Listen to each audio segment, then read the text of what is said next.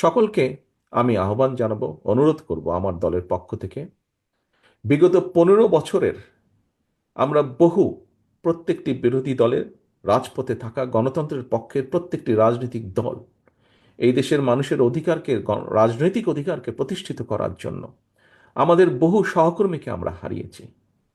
July August মাসে যে অভ্যুত্থান, জনতার যে অভ্যুত্থান হয়েছে, সেই অভ্যুত্থানে আমরা আমাদের আপনজনদেরকে হারিয়েছি, সহকর্মীদেরকে হারিয়েছি, পরিচিত জনদেরকে হারিয়েছি। আসুন, যেই ঐক্য নিয়ে যেই ঐক্যকে যেই ঐক্যকে নিয়ে আমরা স্বৈরাচারকে বিদায় করেছিলাম, সেই ঐক্যকে আমরা ধরে রাখি।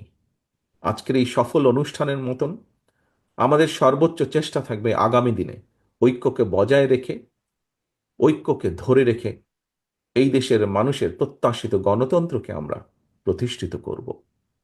এই দেশের মানুষের প্রত্যাশিত সংস্কার প্রক্রিয়াকে আমরা সকলে মিলে আলোচনার মাধ্যমে সকলে মিলে বাস্তবায়ন করব।